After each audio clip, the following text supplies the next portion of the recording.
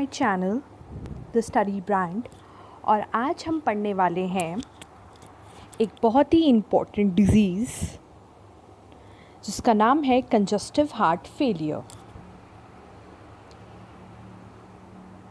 So let's start our video on congestive heart failure. ये आप देख सकते हैं एक आउट व्यू हमारे डायग्राम के थ्रू। This is a heart. Okay, let's start. तो कंजस्टिव हार्ट फेलियर होता क्या है? एक्चुअली हमारे हार्ट का काम क्या होता है? हमारे हार्ट का काम होता है ब्लड को पंप करना। वो अच्छे से ब्लड को पंप करता है।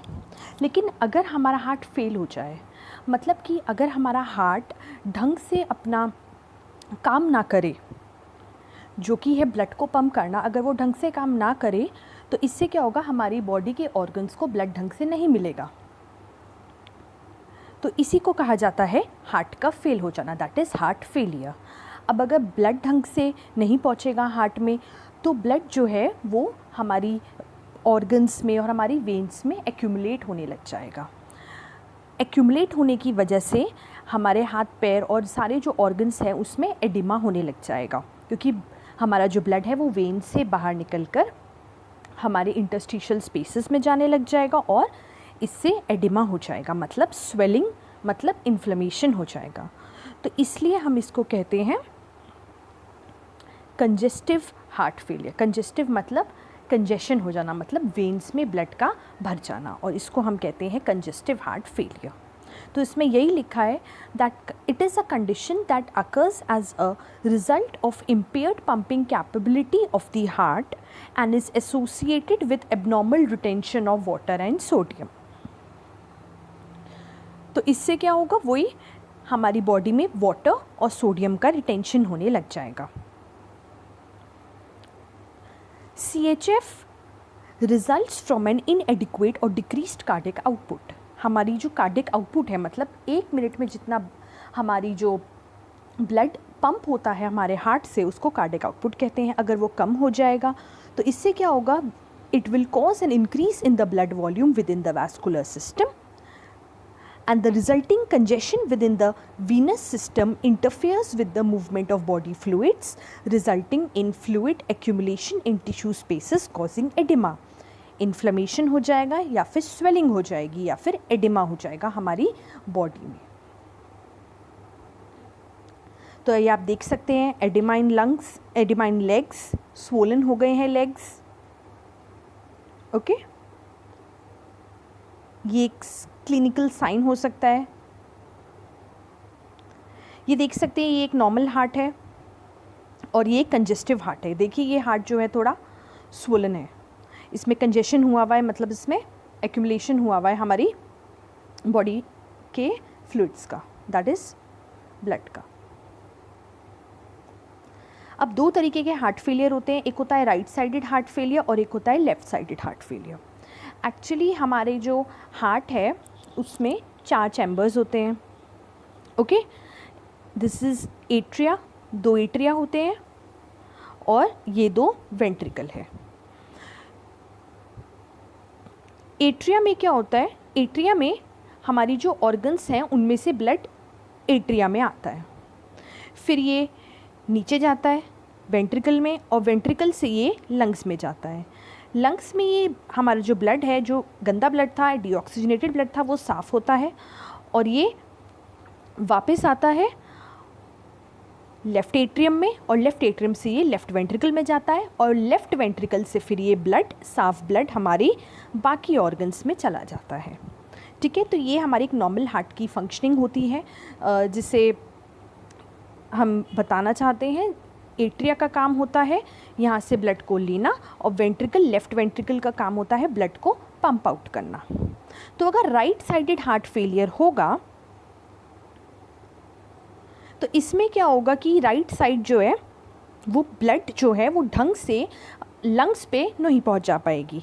तो लंग्स तक नहीं पहुँच पाएगा तो इससे क्या होगा, बैक फ्लो होने लग जाएगा हमारे ब्लड का और वो वापस जहाँ से वो आया था, that is feet, ankles, legs, liver, abdomen और वेन्स में वापस चला जाएगा।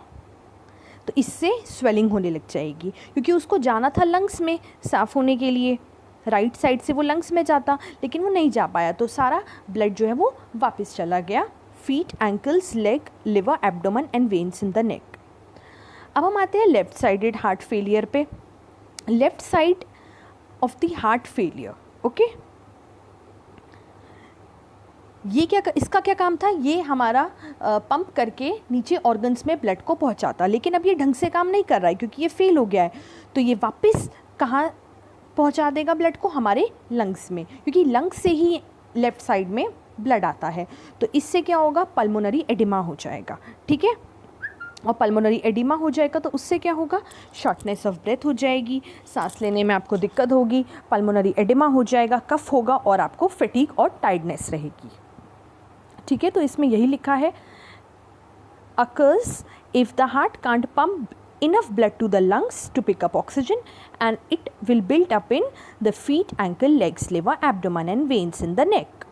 Left-sided heart failure. Left side heart failure occurs if the heart can't pump enough oxygen rich blood to the rest of the body, and अगर ये नहीं pump करेगा तो बैक फ्लो हो जाएगा to the lungs, क्योंकि लंग से ही आ रहा था। Right sided and left sided heart failure में also cause the shortness of breath and fatigue and tiredness.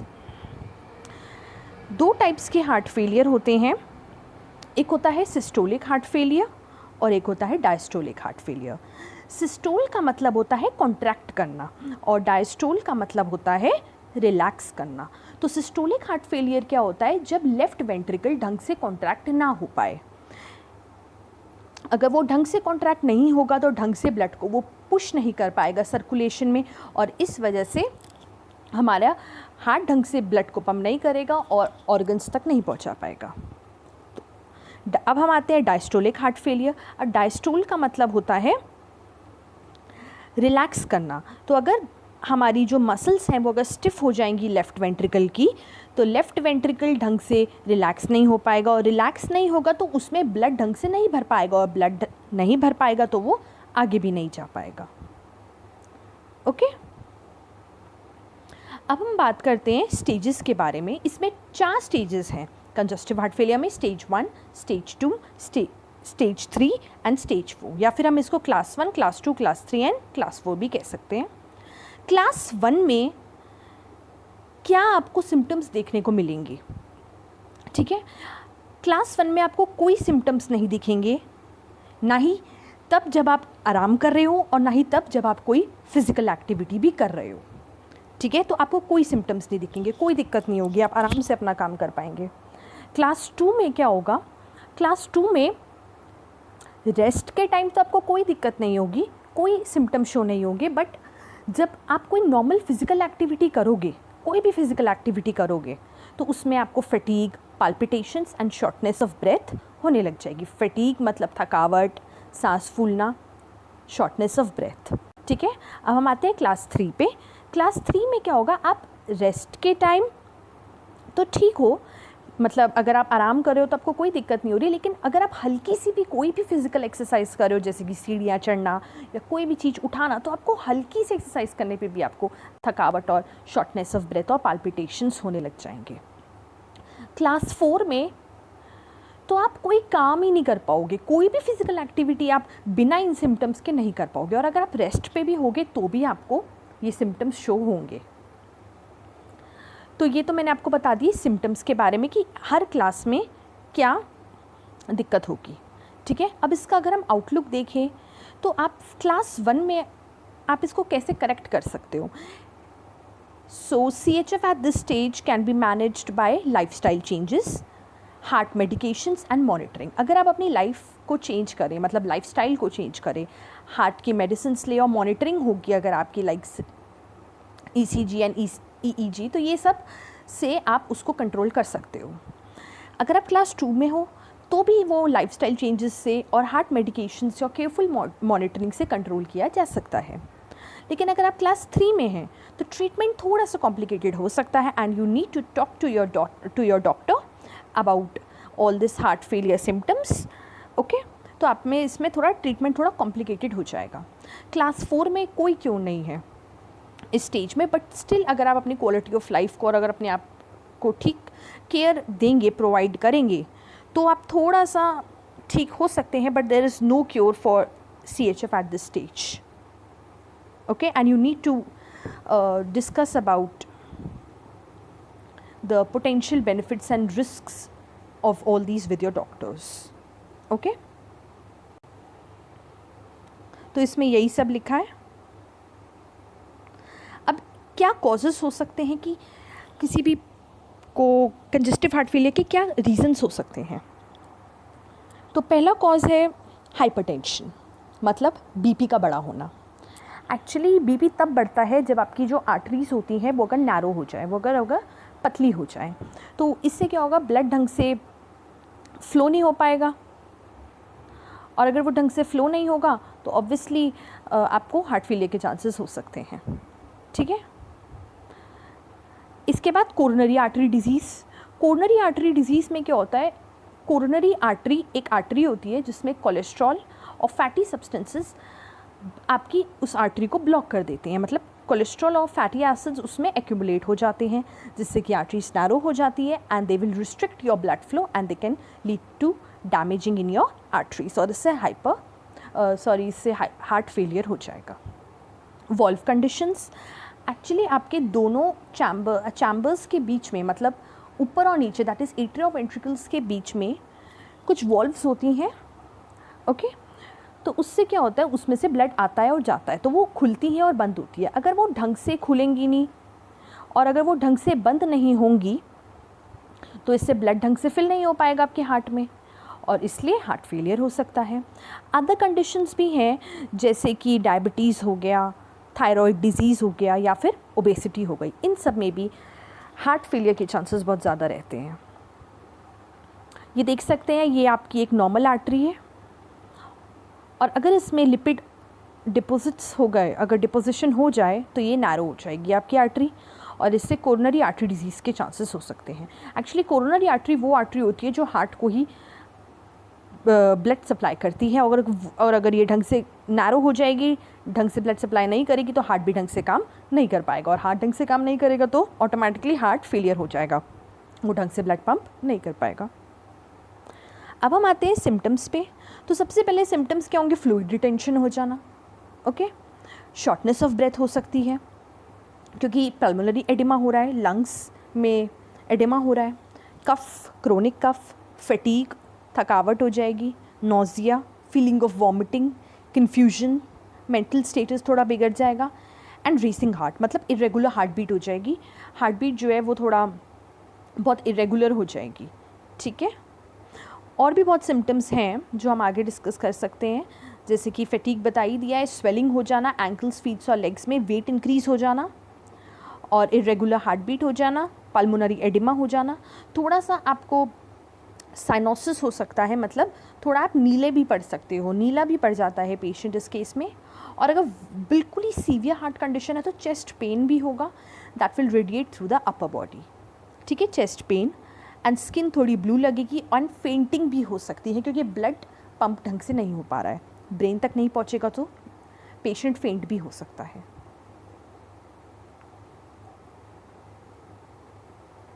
ये देख सकते हैं आप, ये आपका हार्ट है, नीचे लंग्स है, तो यहाँ हार्ट से ब्लड जाता है लंग्स में साफ़ होने के लिए, और अगर लंग्स ही ढंग से काम नहीं कर रहे हैं, देखिए ये हो गया इसमें पल्मोनरी एडिमा, क्योंकि ये लेफ़्ट साइडेड हार्ट फेलियर हुआ है, तो बैक फ्लो हो जाएगा ब्लड का, और फ्लूइड एक्यूमुलेशन हो जाएगा, फ्लूइड बाहर निकल जाएगा आपकी ब्लड वेसल्स से इंटरस्टिशियल स्पेस में, और ये एडिमा कॉज कर देगा.